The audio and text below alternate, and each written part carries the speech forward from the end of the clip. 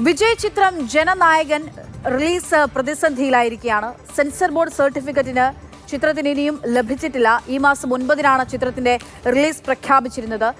K B Sreedharan വിവരങ്ങളുമായി ചേരുകയാണ്. ശ്രീധരൻ, അവസാന ചിത്രമാണ്, വിജയുടെ അവസാന ചിത്രം എന്നോണം പ്രഖ്യാപിച്ചിരിക്കുന്ന ചിത്രമാണ്. അത് വിജയ് ആരാധകർ, ഇളയ ദളപതി ആരാധകർ അത്രയും പ്രതീക്ഷയോടെ കാത്തിരിക്കുന്ന ചിത്രം കൂടിയാണ്. ഇപ്പോൾ 9-ാം തീയതി റിലീസ് പ്രഖ്യാപിച്ചിരിക്കുന്ന ചിത്രത്തിന് ഇനിയും സെൻസർ ബോർഡ് സർട്ടിഫിക്കറ്റ് കിട്ടിയിട്ടില്ലെങ്കിൽ വലിയ പ്രതിസന്ധിയാണല്ലോ.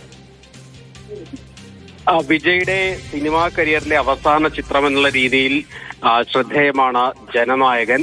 ഏതായാലും നേരത്തെ തന്നെ ഡിസംബർ 19-ാം തീയതി തന്നെ ഇത് സംബന്ധിച്ച് സെൻസർ ബോർഡ് ചില കട്ടുകൾ 10ഓളം കട്ടുകൾ ആവശ്യപ്പെട്ടിരുന്നു. ഇതിനുശേഷം വീണ്ടും റീസെൻസറിങ്ങിന് നൽകി.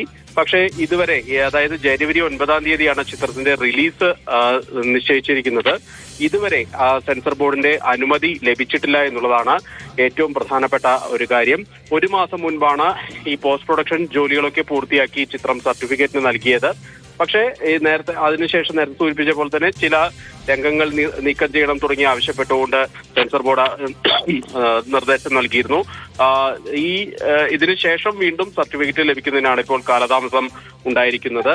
എന്തൊക്കെ മാറ്റങ്ങളാണ് ആവശ്യപ്പെട്ടതിനെ സംബന്ധിച്ച് കൃത്യമായിട്ടുള്ള ഒരു വിവരം ഇതുവരെ ലഭിച്ചിട്ടില്ല. ഏതായാലും സെൻസർ സർട്ടിഫിക്കറ്റ് ലഭിച്ചില്ലെങ്കിൽ കോടതിയെ സമീപിക്കാനാണ് വിജയുടെയും അതുപോലെ തന്നെ നിർമ്മാതാക്കളുടെയൊക്കെ തീരുമാനം. ഈ സെൻസർ ബോർഡ് നടപടിക്കെതിരെ ടിവിക്ക് രൂക്ഷ വിമർശനവുമായി ഇപ്പോൾ രംഗത്ത് എത്തിയിട്ടുമുണ്ട്.